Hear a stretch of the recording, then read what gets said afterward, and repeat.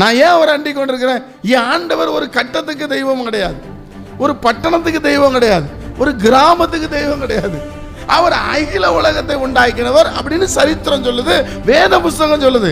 அதனாலதான் நான் அவரை அண்டிக் கொண்டிருக்கேன். நான் ஏன் அவரை அண்டிக் கொண்டிருக்கிறேன்? என் ஆண்டவர் சமுத்திரத்தை உண்டாக்கினவர், சமுத்திரத்தில் உள்ள மீனை உண்டாக்கினவர் மாத்திரம் கிடையாது. அதனாலதான் வானத்தின் கீழே பூமிக்கு உள்ள தண்ணீருக்குள்ள யாதொரு சொரூபத்தை நீ உனக்கு உண்டாக்க வேண்டான்றார். ஏன்? நான் இதெல்லாம் உண்டாக்கிட்டு இதுக்கு மேல உட்கார்ந்துருக்கிறேன். நீங்க கீழே உதயம் உண்டாக்கி என்ன பண்ணிடாத, வழிபட்டு விடாதே என்று சொல்லுகிறார். ஆமென் சொல்லுங்க பார்க்கலாம். அல்லேலூயா. இயேசுவை விட்டு நீங்க எப்பெல்லாம் விலகுறீங்களோ, ஏசப்பா உங்கள்கிட்ட சொல்லி சொல்லி நீங்க இருதயத்தை கடினப்படுத்தி நீங்களும் சரி நானும் சரி இதை கேட்கிற யாரா இருந்தாலும் சரி, சத்தியம் தான் சொல்லுது, ஒருவன் என்னில் நிலைத்திராவிட்டால், பணம் வந்துருச்சு, புகழ் வந்துருச்சு, பேர் வந்துருச்சு, அந்தஸ்து வந்துருச்சு, ஆஸ்தி வந்துருச்சு என்று சொல்லி நீ ஆண்டவர்கிட்ட விலகி போனால் வெளியே எரியுண்ட கொடியை போல அவன் எரியுண்டு. அப்படின்னு என்ன அர்த்தம்? ஒரு மரம், ஒரு செடி உங்க வீட்டுக்குள்ள இருக்கிற வரைக்கும் தான் அது பாதுகாப்பு. அந்த வீட்டை விட்டு அது வெளியே போகும்போது ரோட்ல போறவன் வர்றவன் கல்லெடுத்து அடிக்கிறது, பிடுங்கிறது, அடிக்கிறது, அப்படிதான் சொல்றாரு, அவன் எரியுண்டு உலர்ந்து போவான்.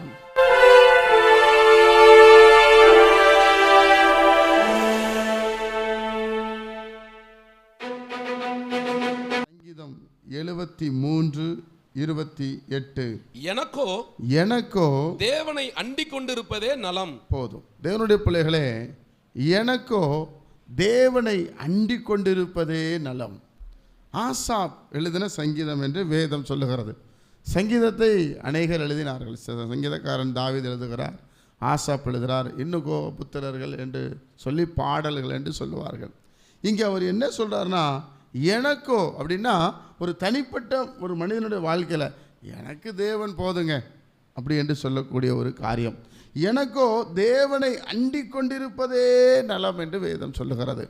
அப்போ கர்த்தருடைய பிள்ளைகளே, இன்னைக்கு நிறைய பேர் நம்ம யாரையோ அண்டிக் கொண்டிருக்கிறோம், எதையோடு அண்டிக் கொண்டிருக்கிறோம். இதில் அண்டிக் கொண்டா நல்லா இருப்போம், அதில் அண்டிக் கொண்டா இருப்போம், நல்லா இருப்போம் என்று சொல்லி நினைக்கிறோம். ஆனால் ஆசாப் இப்படி சொல்கிறாரு, எனக்கோ தேவனை அண்டிக் கொண்டிருப்பதே நலம். அல்லேலூயா. இங்கே வந்திருக்கிற நீங்களும் நானும் தேவனை அண்டிக் கொண்டிருப்பதே நமக்கு நலம். எந்த நிலைமையிலையும் சரி, எந்த சூழ்நிலையிலும் சரி, ஆண்டவர் மட்டும் நமக்கு சொல்லி காட்ட மாட்டார், ஆண்டவர் மட்டும் நம்மளை குற்றப்படுத்த மாட்டார். அதுதான் அவருடைய சுபாவம். ஏன்னா அவர் நல்லவர், அவர் கிருபை என்றும் உள்ளது. கர்த்தர் இரக்கமும் மன உருக்கமும் நீடிய சாந்தமும் மிகுந்த கிருபையும் உள்ளவர். அப்போ தேவனுடைய பிள்ளைகளே, அப்போ தேவனை அண்டிக் கொண்டிருப்பதே நலம். தேவனை அண்டிக் கொண்டிருப்பது என்றால் அவரோடு இணைந்து வாழ்வது, எல்லா விதத்திலையும் அவரை முன்னுரிமைப்படுத்துவதுதான். அதே தான் சங்கீதக்காரன் எழுதும்போது சங்கீதம் 2ஆம் சங்கீதம் 12ஆம் வசனம் கடைசி பகுதியை நீங்கள் வாசித்தீங்கன்னா, அவரை அண்டிக் கொள்ளுகிற யாவரும் பாக்கியவான்கள். இயேசு கிறிஸ்துவை அண்டிக் கொள்ளுகிற யாவரும் பாக்கியவான்கள். அதனால தான் வேதத்தில் லூக்கா சுவிசேஷத்தில் ஒரு நிகழ்ச்சி எழுதப்பட்டிருக்கும். ஒரு தகப்பனுக்கு 2 குமாரர் இருந்தார்கள். ஒருவன் மூத்தவன், ஒருவன் இளையவன். இளையவன் அப்பா கிட்ட சொத்துக்களெல்லாம் வாங்கிட்டான். எனக்கு தர வேண்டியதை தாங்க, நான் என் சொத்தை பிரித்து கொடுங்க என்று வாங்கி தூர தேசத்தில் போய் துன்மார்க்கமாக ஜீவனம் பண்ணி ஆசைகளை வேசிகளிடத்தில் அழித்து போட்டு குடித்து வெறித்து கடைசியில் அப்பா கிட்ட வர முடியாத ஒரு மனநிலைமைக்கு ஆகிட்டான். அப்போ அந்த தேசத்தின் குடிகளோடு அண்டி கொண்டிருந்தான் என்று சொல்லப்பட்டிருக்கும். அப்போ எந்த ஒரு மனிதன் தகப்பனை விட்டு விலகி போகிறானோ, தெய்வத்தை விட்டு விலகி போகிறானோ, தெய்வத்தோடு அண்டி இருக்கிற வரைக்கும் அவனுக்கு எல்லா ஆசீர்வாதமும் ரொம்ப எளிமையாக வரும், அவனுக்கு நன்மை ரொம்ப எளிமையாக இருக்கும். யார் இருந்தா? மூத்த சகோதரன் இருந்தார். மூத்த சகோதரன் அப்பா கூட இருந்தார். அதனால் எங்கே போனாலும் எல்லாரும் என்ன சொல்லியிருப்பாங்க? இந்த வயல் யாருதுப்பா? எங்களுது என்று சொல்லியிருப்பான். இந்த கார் யாருது? எங்களுது என்று சொல்லியிருப்பான். ஏனென்றால் அவன் அப்பாவோடே இருக்கிறான். நீங்களும் நானும் இயேசுவோடு இருந்தால், இயேசு கிறிஸ்து இந்த உலகத்தில் எல்லாவற்றையும் உண்டாக்கினார், அவர் நமக்கு தகப்பனாக இருக்கிறார். அப்போ நம்ம என்ன சொல்லுவோம்? இதெல்லாம் நம்மளுடையது என்று சொல்லுவோம். இப்போ இவன் சொத்தை பிரித்து வாங்கிட்டு போயிட்டான். நீங்கள் எனக்கு தர வேண்டியது தந்துருங்க, என்னெல்லாம் உங்களோடலாம் குப்பை கொட்ட முடியாது, கொண்டாங்க என்று சொல்லி இளைய மகன் சொத்துக்களை பிரித்து வாங்கிட்டு போயிட்டான். அங்கே போய் அவன் இஷ்டத்துக்கு வாழ்கிறான், எல்லாவற்றையும் செலவு செய்கிறான். கடைசியில் பார்த்தா அந்த ஊரில் பன்றி மேய்க்கிற, இல்லைன்னா பன்றி சாப்பிடுகிற தவிட்டு சாப்பாட்டுக்கு போயிட்டான் அவன் நிலைமை. இன்றைக்கி எந்த ஒரு தேவனுடைய பிள்ளைகள் கர்த்தருடைய பிள்ளைகளே, ஆண்டவர் அறிஞ்ச பிள்ளைகள் யாரெல்லாம் நீங்கள் கர்த்தரை விட்டு பின்வாங்கி போகிறீங்களோ உங்கள் நிலைமை என் நிலைமை அப்படி தான் ஆகும். அப்படி தான் ஆகும். அப்படி தான் பைபிள் சொல்லுது. கடைசியில் அவன் யோசிக்கிறான், சரி நம்ம பிள்ளைன்னு சொல்ல முடியாது, இப்போ நம்ம என்ன சொல்லலாம், ஒரு வேலைக்காரனாக போயிடணும், என்ன பண்ணிடுவோம், போயிடுவோம் என்று சொல்லி போகிறான். ஒரு வேலைக்காரனாய் போக வேண்டும் என்று நினைக்கிறான். ஏன், ஒரு பிள்ளைக்கு வந்த நிலைமை பாருங்க, வேலைக்காரனாக போகக்கூடிய ஒரு சூழ்நிலை வந்துருச்சு. அதனால தான் பைபிள் சொல்லுது, நான் தேவனை அண்டி கொண்டிருப்பதே எனக்கு நலம் என்று தோன்றுகிறது. அதனால் நீங்கள் ஆண்டவரை தான் சார்ந்திருக்க வேண்டும் பிரியமானவர்களே. அதனால தான் அந்த அண்டி கொள்ளுகிற யாவரும் பாக்கியவான்கள். ஆமென் சொல்லுங்க. அல்லேலூயா. அப்பா ஒரு வார்த்தை சொல்றாரு. என்ன சொல்றாருன்னா, இப்போ எனக்கு உள்ளதெல்லாம் யாருக்கு தான், உனக்கு தானே. எப்போ அவர் அண்டி கொண்டு இருக்கும் போது, அவரை சார்ந்திருக்கும் போது, அவரே என் காரியம் என்று சொல்லும் பொழுது அவருடைய அத்தனை ஆசீர்வாதங்களை இந்த பிள்ளை பெற்றுக்கொள்ளுது. ஆனால் அவன் சொல்ல முடியுதா? அவன் என்ன சொன்னான், எங்கள் அப்பா வீட்டில் எத்தனையோ பேர் வேலை செய்கிறாங்க, ஆனால் நான் இனி உம்முடைய குமாரன் என்று சொல்லப்படுவதற்கு நான் பாத்திரன் அல்ல, உம்முடைய கூலிக்காரில் ஒருவனாக என்ன வைத்துக் கொள்ளும். எங்கே போயிடுச்சு பார்த்தீங்களா? நீங்கள் எப்பெல்லாம் நீங்களும் நானும் தேவ சமூகத்தை விட்டு விலக விரும்புகிறோமோ, எப்பெல்லாம் அவரை அண்டிக் கொள்ளாதபடி மற்ற மனிதர்களையோ மற்ற பொருள்களையோ நம்ம அண்டிக் கொள்ளுகிறோமோ, அன்றைக்கு நாம் விழுந்து போகிறவர்களாய் காணப்படுகிறோம். அல்லேலூயா. தேவனுடைய பிள்ளைகளே, அப்போது தேவனை என்று சொல்லுகிறார். நம்ம ஆதி ஆகமத்திலே பார்த்தோம், கர்த்தர் கர்த்தர் கர்த்தர் என்று வருகிறது. ஆனால் இங்கே ஆசாப் எழுதும்போது தேவன் என்று எழுதுகிறார். அப்போ நம்ம ஒரு யோசனை வருது, அப்போ சங்கீதக்காரனுக்கு வெளிப்பாடு வந்திருக்கிறது. அப்போ நிறைய பேருக்கு இன்றைக்கி கேள்வி என்னன்னு சொன்னால், தேவன் வேற கர்த்தர் வேற அப்படி சொல்கிறாங்க. அப்படி கிடையாது. தேவன் இந்த உலகத்தை உண்டாக்கும் போது அவருக்கு எந்த சொரூபம் கிடையாது. அவர் ஆவியாக இருக்கிறார். அவரோடு தான் குமாரன் வருகிறார். அப்புறம் தான் பரிசுத்த ஆவியானவராய் வருகிறார். அதனால தான் அங்கே யோவான் 14:9 இயேசு அதை ரொம்ப தெளிவாக சொல்லியிருப்பார். இன்றைக்கி நிறைய பேர் நம்மளை அதை சொல்லி குழப்பி கொண்டு இருக்கிறார்கள். தேவனுடைய பிள்ளைகளே, கர்த்தருடைய பிள்ளைகள் ஒரு நாளும் குழம்பக்கூடாது. வாசிங்க 14:9 வாசிக்கும் போது, அதற்கு இயேசு, பிலிப்புவே, இவ்வளவு காலம் நான் உங்களுடனே கூட இருந்தும் நீ என்னை அறியவில்லையா? நீ என்னை அறியவில்லையா? என்னை கண்டவன் பிதாவை கண்டான். அப்ப என்ன சொல்றாருன்னா, நான் தான் பிதா என்று சொல்லுகிறார். என்னை பார்த்துட்டல்ல, அவரை பார்க்க தேவையில்லை. அவர் இப்படிதான் இருப்பார். அவர் என் தகப்பன். நாம் அவரை போலவே நம்மளை உண்டாக்கி இருக்கிறார். மனிதன் தம்மை போல மாறினான் என்று ஆதியாகம புத்தகத்தில் சொல்லப்பட்டிருக்கிறது. அப்போ அவர் என்ன சொல்ல வராரு, என்னை பார்த்துட்டல்ல, நீ பிதாவை பார்த்தாச்சு, இன்னும் என்ன பிதாவை பார்க்கணும் நீ விரும்புகிறாய். இன்னைக்கு நிறைய பேர் இதில் ஒரு குழப்பம் வருது. தேவனுடைய பிள்ளைகளே, நம்ம அதில் குழம்பவே கூடாது. ஒரு ஆமென் சொல்லுங்க. அல்லேலூயா. அப்போ என்னை கண்டவன் பிதாவை கண்டான். ஏன்னா அதுக்கு முந்தின வசனத்துல தான் பிலிப்பு கேட்டிருப்பாரு. என்ன சொல்லியிருப்பாரு? 8ஆம் வசனத்தை வாசிக்கும் போது, பிலிப்பு அவரை நோக்கி, ஆண்டவரே, பிதாவை எங்களுக்கு காண்பியும். ஏன்னா இவர் பிதாவை பத்தி பேசிக்கொண்டே இருக்கிறார். அதனால பிதாவை காண்பீங்க, நாங்க பிதாவை பார்க்கணும். பிதாவுக்கு ரூபம் கிடையாது. ஆனா இயேசு சொல்றாரு, இப்படித்தான், இதுதான் என்னை கண்டவன் பிதாவை கண்டான். இது ஒரு வெளிப்பாடு. எந்த ஒரு தேவனுடைய ஆண்டவராக இயேசு கிறிஸ்துவை பார்க்கிற பிள்ளைகள் நீங்கள் நானும் பிதாவை பார்க்கிறோம். கைகளை தட்டி கர்த்தரை மகிமைப்படுத்துங்க. அல்லேலூயா. என்ன சொல்ல, என்னை கண்டவன் பிதாவை. அதனால தான் தேவனை அண்டிக் கொண்டிருப்பதே நலம். என் எண்ணம் முழுவதும், என் ஏக்கம் முழுவதும் யாரை தான் அண்டிக் கொண்டிருக்கிறது? தேவனை. ஏன் நம்ம தேவன் யாரு?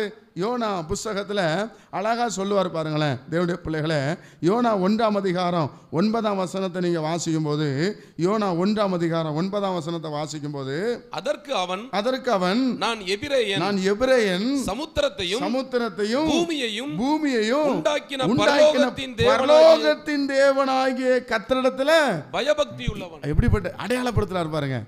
எப்படி அடையாளப்படுத்த பாருங்க. நான் ஒரு எபிரேயன். யாரு? யோனா தீர்க்கதரிசி சொல்றாரு, நான் ஒரு எபிரேயன். நான் யார் தெரியுமா? நான் ஒரு எபிரேயன். நான் சமுத்திரத்தையும், அப்படின்னா கடல், பூமியை உண்டாக்கின பரலோகத்தின் தேவனாகிய கர்த்தரிடத்தில் பயபக்தி உள்ளவன் என்று சொல்லுகிறார். அப்போ தேவனுடைய பிள்ளைகளே, நம்ம ஒவ்வொரு நாளும் இதை விசுவாசிக்கணும். இதனுடைய காரியத்தை அறிஞ்சு கொண்டிருக்கணும். ஏன் தேவனை அண்டிக் கொள்ளுகிற யாவரும் பாக்கியவான்கள்?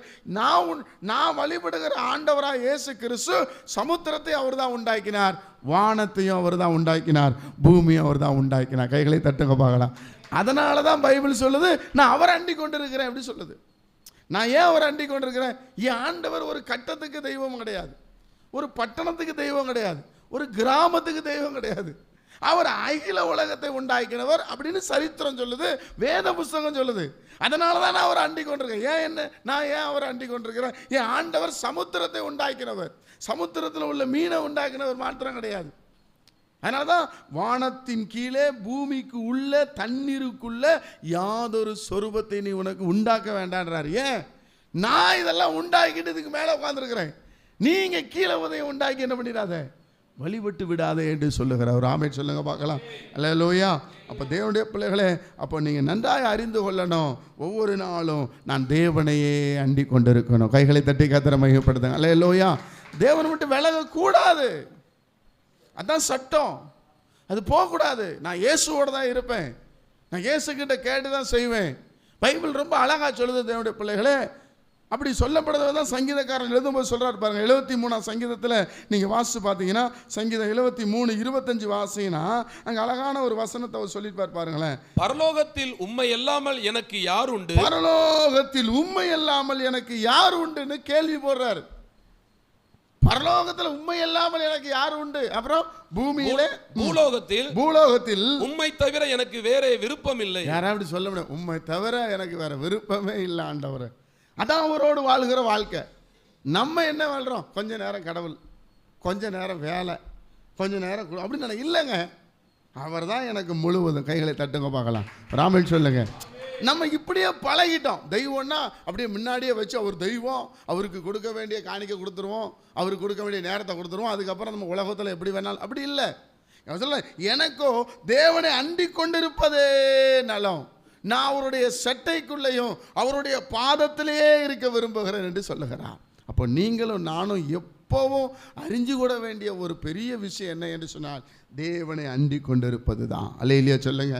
அல்லேலூயா. தேவனுடைய பிள்ளைகளே, ஏன் நாம் கர்த்தரை அண்டிக் கொள்ள வேண்டும்? அதைத்தான் இன்றைக்கு நம்ம பார்க்க போகிறோம். ஏன் கர்த்தரை நம்ம அண்டிக் கொள்ளணும்? ஒரு பகிரங்கமான ஒரு வசனத்தை சங்கீதக்காரன் எழுதுகிறார், ஆசாப் எழுதுகிறார். நானே யோசிக்கல அந்த வசனம் இப்படியெல்லாம் எழுதுவாங்களா என்று சொல்லி. ஆனால் அதை படித்து நான் தியானிக்க ஆரம்பித்தேன். வாசிங்க. முதலாவதாக ஏன் கர்த்தரை நான் அறிந்து கொள்ளணும்? சங்கீதம் 73:27 வாசிங்க. சங்கீதம் 73:27. இதோ உம்மை விட்டு தூரமாய் போகிறவர்கள் நாசமடைவார்கள். நாசமடைவார்கள். ஏன் நான் கர்த்தரை அண்டி இருக்கணும்? கர்த்தரை விட்டு நான் எப்போல்லாம் விலகிறேனோ அப்போல்லாம் என் வாழ்க்கை நாசமாயிரும் அப்படின்னு பைபிள் சொல்லுது, நான் சொல்லலை. எவ்வளோ ஒரு டிரான்ஸ்லேஷன் பாருங்க. கெட்டு போவார்கள் சொல்லலை, நாசம் அடைஞ்சிடும். அதனால தான் நம்ம வாழ்க்கையில் மேன்மை இல்லை. நம்மளால் ஸ்ட்ராங்காக ஆண்டவரை பிடிக்க முடியல. ஏதோ 10ஓட 11 நம்ம ஆண்டவரை நினைக்கிறோம். கர்த்தரை விட்டு யாரெல்லாம் தூரம் போகணும்னு நினைக்கிறாங்களோ, கர்த்தரை விட்டு யாரெல்லாம் விலகுறாங்களோ அவங்க வாழ்க்கை ஐயோ ரொம்ப பகிரங்கமான ஒரு வார்த்தை, நாசம் அடைவார்கள் சொல்லப்பட்டிருக்கு. அப்படி வாசித்து பார்க்கணும் தேவனுடைய பிள்ளைகளே. எதுக்கு அவரை விட்டு விலகி போகணும்? கையில் பக்கத்தில் கைப்பிடி சொல்லுங்க, அவரை விட்டு விலகாதீங்க. அல்லேலூயா. இல்லை பைபிள் சொல்லுது நாசமாக போயிடுவோம். நான் சொல்லுங்க, என்னங்க இவர் இப்படி சொல்கிறாரு மேடையில் இருந்துட்டு? இருக்கிறதா நான் சொல்கிறேன். ஆமென் சொல்லுங்க. உம்மை விட்டு தூரமாய் போகிறவர்கள் நாசமடைவார்கள், உம்மையை விட்டு சோரம் போகிற அனைவரும் சங்கரிப்பீர் என்று எழுதுகிறார் தேவனுடைய பிள்ளைகளே. அப்போ ஆண்டவரை விட்டு வெளியே போகணும்னு நினைக்கவே கூடாது. நீங்கள் தப்பு பண்ணலாம், நீங்களும் நானும் குறை உள்ளவர்கள். நம்ம எல்லாம் 100க்கு 100 பைபிள் படி நடக்க முடியல. பைபிள் படி நடக்க நம்ம முயற்சிக்கணும். இல்லையா சொல்லுங்க. அது யாரு நடக்க ரொம்ப கடினமான காரியம். ஐயோ இது கடினமான உபதேசம். பாஸ்டர் சொல்லுவார், அவருக்கு என்ன, அவரை மேலே என்னெல்லாம் ஜெபம் பண்ண முடியாது, அவரை மாதிரிலாம் சர்ச்சுக்கு போக முடியாது, வேலைப்பார் அதெல்லாம் தேவையில்ல வேலை, அப்படி தயவு செய்து என்ன பண்ணாதீங்க, சொல்லாதீங்க. அப்புறம் அவரும் அப்படி தான் சொல்லுவார், அவனை வேலைக்கு தூக்கி போட நரகத்துக்கு தூக்கி போடு, அவனை தூக்கி போடு. வெளில போகும்போது 4 பேர்ட்ட அடி வாங்குறதும், வெளில போய் 4 பேர்ட்ட 10 ரூபா பணம் வாங்குற மாதிரி விட்டுருவார். ஏசு என்னன்னாலும் பரவாயில்ல ஆண்டவரே. சங்கீதம் இது ஏசாயா 50ஆம் அதிகாரத்தில் எழுதுறாருல, என்ன முடியாது நீ கவனப்படாத, நீ என்னையே சார்ந்துரு, உனக்கு தேவனுடைய பாதுகாப்பு வரும். கை தட்டுங்க பார்க்கலாம். ஒரு ஆமென் சொல்லுங்க. அப்போ யாரை நீங்கள் அண்டி இருக்கணும்? வியாபாரம் வந்தாலும் சரி, வியாபாரம் வரலாலும் சரி, வேலை வந்தாலும் சரி, வேலை வரலாலும் சரி, சாப்பிட்டாலும் சரி, சாப்பிடலாலும் சரி, வியாதி இருந்தாலும் சரி, இல்லைனாலும் சரி, நீங்கள் யாரை தான் அண்டி இருக்கணும்? சொல்லுங்க. ஒரு ஆமென் சொல்லுங்க. கர்த்தரை விட்டு விலகி போனீங்கன்னா அதுக்கு என்ன நடக்கும் பாருங்களேன். வாசிங்க. யோவான் எழுதின சுவிசேஷம் 15ஆம் அதிகாரம் யோவான் 15ஆம் அதிகாரம் 6ஆம் வசனத்தை வாசிக்கும் போது 15ஆம் அதிகாரம் 6ஆம் வசனம், ஒருவன் என்னில் நிலைத்திராவிட்டால், நல்ல வசனம், இதெல்லாம் வார்த்தை, இதெல்லாம் என்னைக்குமே வீணா போவாது. ஒருவன் என்னில் நிலைத்திராவிட்டால் வெளியே எரியுண்ட கொடியை போல, வெளியே எரியுண்ட கொடியை போல அவன் எரியுண்டு உலர்ந்து போவான். நல்ல பாருங்க, இயேசுவை விட்டு நீங்க எப்பெல்லாம் விலகுறீங்களோ, ஏசப்பா உங்கள்கிட்ட சொல்லி சொல்லி நீங்க இருதயத்தை கடினப்படுத்தி நீங்களும் சரி நானும் சரி இதை கேட்கிற யாரா இருந்தாலும் சரி, சத்தியம் தான் சொல்லுது, ஒருவன் என்னில் நிலைத்திராவிட்டால், பணம் வந்துருச்சு, புகழ் வந்துருச்சு, பேர் வந்துருச்சு, அந்தஸ்து வந்துருச்சு, ஆஸ்தி வந்துருச்சு என்று சொல்லி நீ ஆண்டவர்கிட்ட விலகி போனால் வெளியே எரியுண்ட கொடியை போல அவன் எரியுண்டு. அப்படின்னு என்ன அர்த்தம்? ஒரு மரம், ஒரு செடி உங்க வீட்டுக்குள்ள இருக்கிற வரைக்கும் தான் அது பாதுகாப்பு, உங்க காம்பவுண்டுக்குள்ள இருக்கிற வரைக்கும் தான் அது பாதுகாப்பு. அது மாம்பழமா இருக்கலாம், அது கொய்யாப்பழமா இருக்கலாம், அது சீதாப்பழமா இருக்கலாம், சாப்பிட்ற எல்லா பழ வகைகளும் உங்க வீட்டுக்குள்ள இருக்கிற வரைக்கும் தான் பாதுகாப்பு. அந்த வீட்டை விட்டு அது வெளியே போகும்போது ரோட்ல போறவன் வர்றவன் கல்லெடுத்து அடிக்கிறது, பிடுங்கிறது, அடிக்கிறது, அப்படிதான் சொல்றாரு, அவன் எரியுண்டு உலர்ந்து போவான். அதை என்ன செய்வாங்களாம்? அப்படிப்பட்டவர்களை சேர்த்து அக்கினியிலே போடுகிறார்கள், அவைகள் எரிந்து போகும். யாருக்கு? அவரை விட்டு விலகிறவனுக்கு. அல்லேலூயா சொல்லுங்க. விலகாது. நான் என்ன சொல்றேன், எல்லாராலையும் ரொம்ப பெர்ஃபெக்டா வாழணும், வாழ முடியும்னு பைபிள் நமக்கு ஆலோசனை கொடுக்குது. ஆனா வாழ்வது ரொம்ப கடினம் தான். இயேசு ஒருவர் தவிர நல்லவர் யாருமே. அதனால தான் கொஞ்சத்தில் உண்மையாயிருன்றார். கைகளை தட்டுங்க பார்க்கலாம். ஒரு ஆமென் சொல்லுங்க. அப்படி வாழன்னு நினைக்கிற ஆண்டவரே, நான் பயங்கரமாக கெட்ட வார்த்தை பேசுகிறேன், கெட்ட வார்த்தை பேசக்கூடாது நான் நினைக்கணும்ல. நான் குடிக்கிறேன், குடிக்கக்கூடாது நான் நினைக்கணும்ல.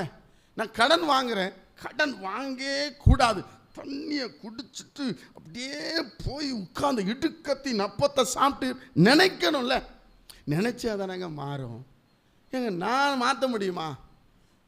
பாஸ்டர் மாற்றிட முடியுமா? இல்லை ஊழியக்காரன் மாற்றிட முடியுமா? யாரையாவது மாற்ற முடியுமா? நீ குடிக்காத மாற்ற முடியாது. அவங்க தான் நினைக்கணும். அதனால தான் அவர் எண்ணில நிலைத்திருன்றார். நீ என்கிட்ட நிலைச்சிருந்தாதான் உன் பழக்கம் மாறும், நீ என்கிட்ட நினைச்சிருந்தாதான் உன் கெட்ட பழக்கம் மாறும், நீ என்னோட நிலைச்சிருந்தாதான் நீ ஆசீர்வதிக்கப்பட முடியும். பாஸ்டரோட நிலைச்சிருந்தா எங்க ஆசீர்வதிக்கப்பட முடியும்?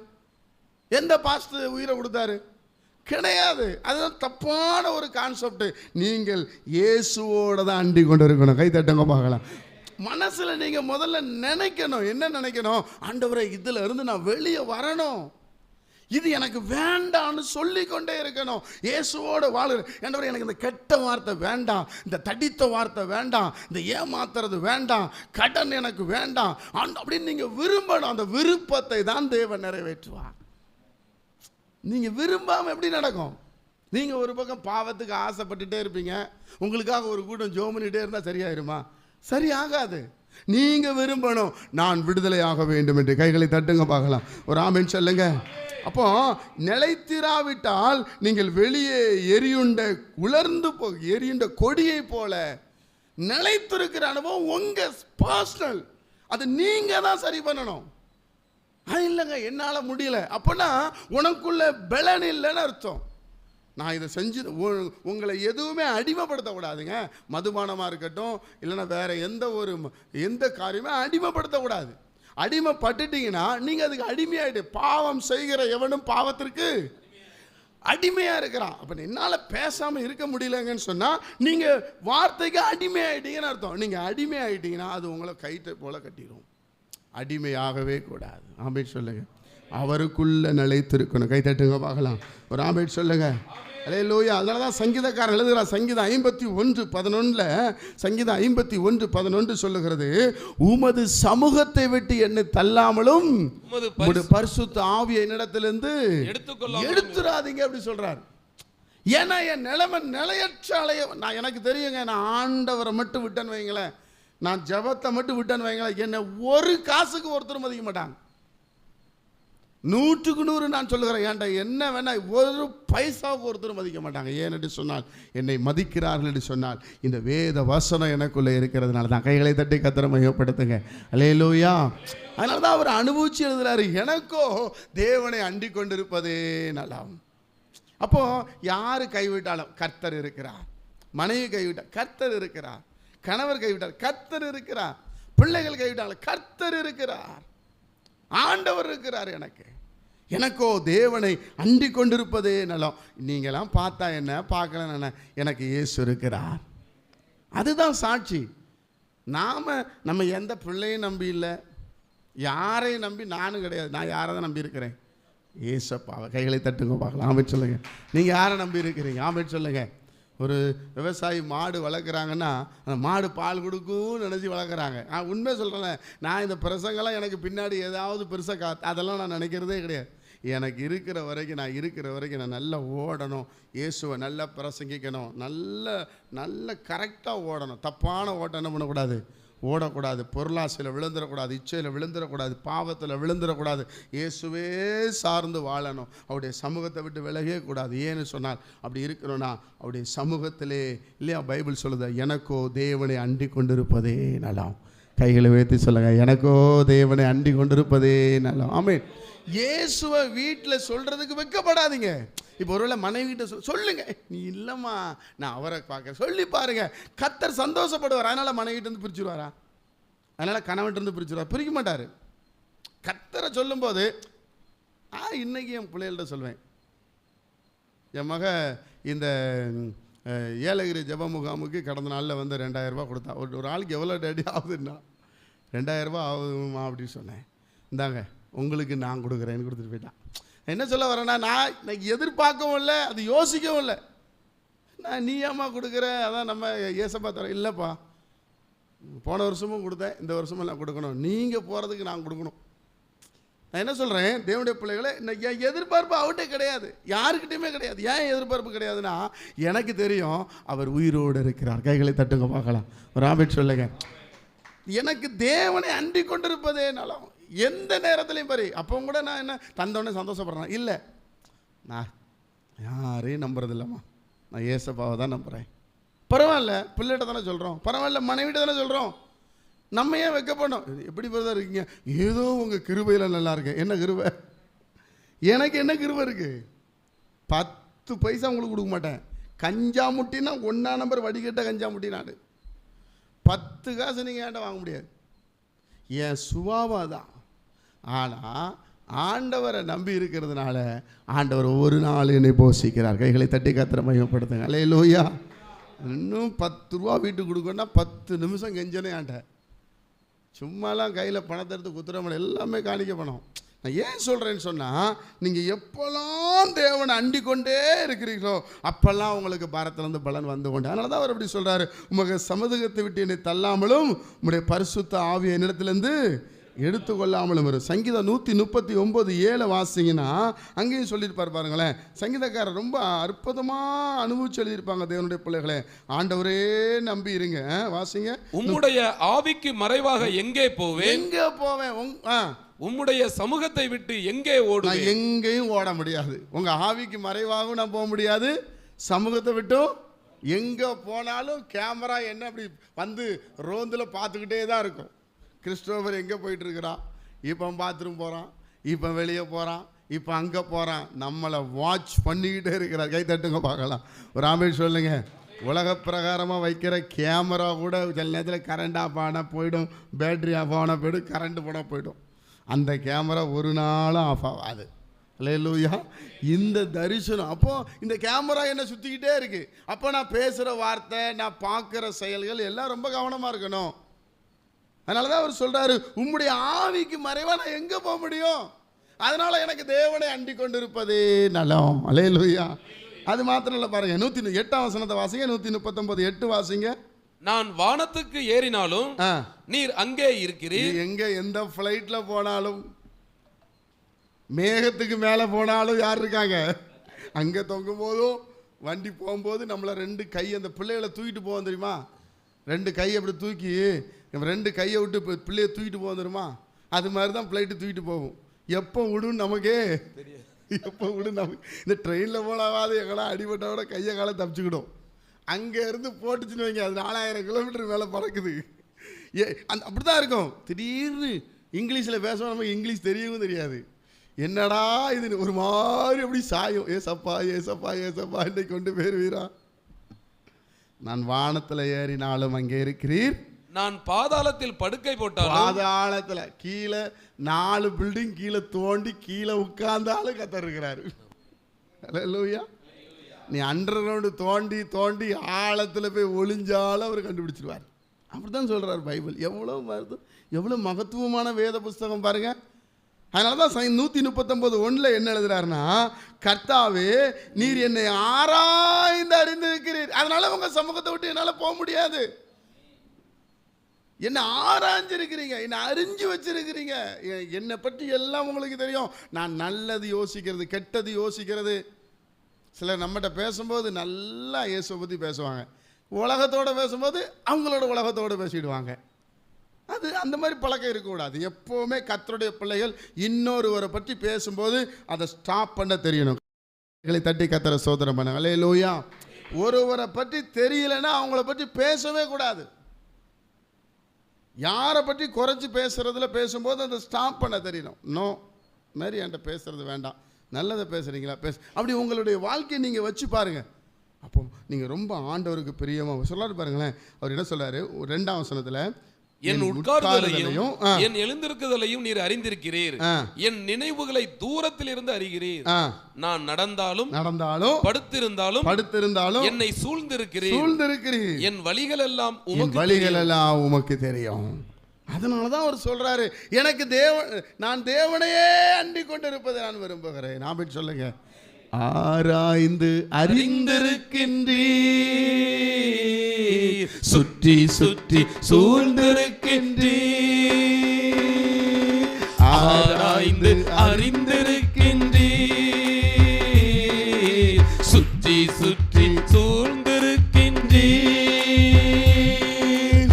நான் அமர்வதும் நான் எழுவதும், நான் அமர்வதும் நான் எழுவதும் நன்றாய் நீர் அறிந்திருக்கின்றீர், என்னை நன்றாய் நீர் அறிந்திருக்கின்றீர். என்னை காண்பவரே, தினம் காப்பவரே, என்னை காண்பவரே,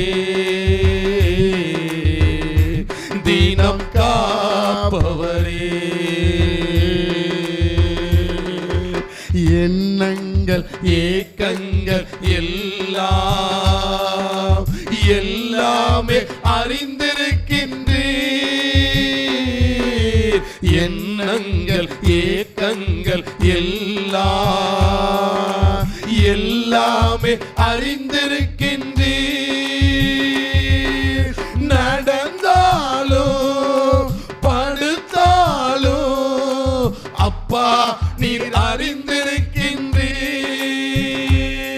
நான் நடந்தாலும் படுத்தாலும் அப்பா நீர் அறிந்திருக்கின்றீர்.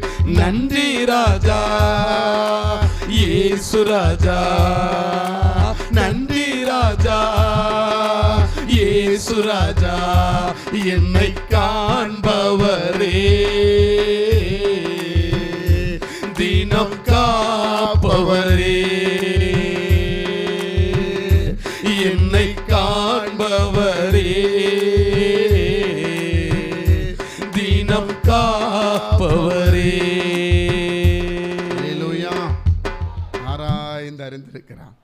அதனால தான் பைபிளில் ஒரு வசனம் சொல்லப்பட்டிருக்க, சங்கீதம் 4ல், நீங்கள் கோபம் கொண்டாலும் பாவம் செய்யாதிருங்கள், நீங்கள் படுக்கையிலே பேசிக்கொண்டு. சிலர்லாம் படுக்க தூக்கமே வரல, எனக்கெல்லாம் அந்த கஷ்டமே கிடையாது. நான் படுத்த உடனே அப்படியே வச்சு கர்த்தருக்கு ஸ்தோத்திரம் பண்ணிவிட்டு, எத்தனை பேர் மீட்டிங் வராங்க அத்தனை பேரை சொல்லி ஸ்தோத்திரம் பண்ணுவேன். சில நேரத்தில் முழு பேரை சொல்கிற அளவுக்கு தூக்கம் வராது, நல்லா ஸ்தோத்திரம் பண்ணிக்கிட்டே இருப்பேன். ஆண்டவரே ஈரான் போரை நிறுத்தும், ஆண்டவரே சண்டை வேண்டாம், ஜனங்களுமே அறியட்டும், இத்தனை கம்பெனியில் இவ்வளோ பேர் ஒர்க் பண்ணுறாங்க, எல்லாம் பெரிய பெரிய நிறுவனம் பேர் சொல்லிகிட்டே இருப்பேன் பாருங்க, என்ன அறியாமல் தூங்கிடுவேன். நீங்கள் தேவையில்லாததை யோசித்தே கிடக்கிறனால உங்களுக்கு என்ன வராது? உங்கள் யோசனைலாம் வேற, என் யோசனைலாம் இயேசு. அப்படி யோசிச்சு பாருங்க. வியாபாரி மீட்டிங் இவ்வளோ பேர் வராங்க, அமாவாசை போயிட்டு இவ்வளோ பேர் வராங்க, உபவாச ஜெபத்துக்கு இவ்வளோ பேர் வராங்க, சோறு கொடுக்குறாங்க, ஸ்தோத்திரம், சோறை போடுறவருக்கு ஸ்தோத்திரம். இதெல்லாம் நம்ம வாழ்க்கையில் ப்ராக்டிக்கலாக நீங்கள் கற்றுக்கொள்ள வேண்டிய ஒரு விஷயம். ஆண்டவரே நீர் கொடுத்த மனைவிக்காக ஸ்தோத்திரம், பிள்ளைகளை அப்படி படுத்தோட பாருங்கள், அவ்வளோதான். அதை டக்குன்னு உயிர் போயிடும், அவ்வளோதான். அதுக்கப்புறம் காலையில் எத்தனை மணிக்கு அதிகமாக அப்போ தான் எந்திரிச்சா உண்டு. நம்ம உட்காந்துட்டு நாளைக்கு என்ன பண்ண தெரியலையே, அதெல்லாம் அந்த டென்ஷனே கிடையாது, எந்த டென்ஷனும் கிடையாது. கைகளை தட்டுங்க பார்க்கலாம், ராமேஷ் சொல்லுங்க. கல்யாணம் வைத்திருக்கும் போது கூட டென்ஷன் கிடையாது எனக்கு. ஏன்னா நான் நடத்த போகிறதில்ல, யார் நடத்த போகிறான்? ஏசப்பா நடத்த போகிறாங்க. ஆமென் சொல்லுங்க. எப்போ உங்கள் கவலையை அவர் மேலே வைக்க ஆரம்பிக்கிறீங்களோ அப்போ தான் நீங்கள் ஃப்ரீயாக முடியும். இப்போ கூட பாருங்கள், நான் மனசில் நினச்ச ஆண்டவரை இவ்வளோ பேர் போகணும் எல்லாம் கேட்டால், இவ்வளோ பேர் எப்படி பண்ண போகிறீங்க? இவ்வளோ பேர் போகணும், என்கிட்ட கொடுங்க காசை, இதெல்லாம் முன்னாடியே செய்யணும். யார்கிட்டையும் போய் இவ்வளோ ஆகுது அவ்வளோ கூடலாம் கேட்கக்கூடாது. ஒரே ஆளை அவ்வளோத்தையும் செய்யணும். எனக்கு அதான் நான் ஆசைப்படுற கர்த்தர் செய்ய வைப்பார். தந்தாலும் சரி தரலாலும் சரி, கர்த்தர் நினைச்சது தடைபடாது. கை தட்டுங்க பார்க்கலாம். அல்ல இல்லையா சொல்லுங்க. அல்ல இல்லையா? அதை நம்பியே இல்லை. யாரும் தருவாங்க, இது நடக்கிறது எனக்கு இவ்வளோ அந்த நம்பிக்கையே எனக்கு கிடையாது. என் நம்பிக்கை என்ன? அவர் சந்திருக்கிறார், அவர் நடத்துவார். ஒன்றே ஒன்று, இதை அறிஞ்சுக்கிடணும். நான் இயேசு கிறிஸ்து மேலே வரும்போது என்னை நிப்பாட்டி கேட்கும்போது, உன்னால் இவ்வளோ பேர் சத்தியத்தை அறிஞ்சுக்கிட்டாங்கன்னு சொல்கிற ஒரே ஒரு வார்த்தைக்காக தான் இரவு பகல் தூங்காமல் ஓடுறேன். எனக்கு ஆசீர்வாதம் வந்துடும், வீடு வந்துடும், வீடு கட்டி கொடுத்துருவாங்க, கார், அதெல்லாம் எனக்கு அந்த ஆசையே கிடையாது. எனக்கு தேவனையே அண்டிக் கொண்டிருப்பது நலம். அல்லேலூயா. அதனால தான் உங்கள்கிட்ட அதிகமாக நான் சொல்கிறேன், நீங்கள் ஆண்டவரை அண்டிக் கொள்ளுங்க, அவரை சார்ந்துருங்க. மனசில் நினைங்க, மனைவி ரட்சிக்கப்படணும், பிள்ளைகள் ரட்சிக்கப்படணும், என் பிள்ளை ஜெபத்துக்கு வரணும், என் மனைவி ஜெபத்துக்கு வரணும், என் மனைவி கர்த்தரோட இணையணும். முதல்ல நீங்கள் ஆசைப்படுங்க, கர்த்தர் உங்களுக்கு நிறைவேற்றி தருவா. நான் ஆசைப்பட்டேன் பாருங்கள், எல்லாம் நிறைவேற்றி கொடுக்குறா. இன்னும் ஆசைப்பட்டுக்கிட்டே இருக்கிறேன். இப்போ அடுத்து செப்டம்பர் மாதம் போனோம், ஃபேமிலியாக கூப்பிட்டு போனோம், ஆசைப்படுறேன் பாருங்கள். நான் இயேசுக்கிட்ட அந்த பொருத்தனை வைக்கிறேன், நான் மனுஷங்கிட்ட பொருத்தனை வைக்கலை.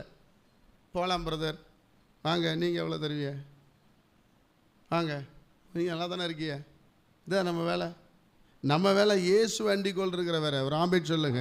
இல்லையா? அவருக்கு தேவைன்னா நடத்தி தருவார். ஆனால் பணம் தரலையா, ரைட்டு, போகல, அவ்வளோ தானே. அதுக்கு இன்னும் அவமானம் அதெல்லாம் ஒன்றும் பட தேவையில்லை. நீங்கள் இயேசுவை மட்டும் அண்டி கொண்டு இருந்து பாருங்கள், எது நடக்கணும் அதை அழகாக நடத்தி தருவா.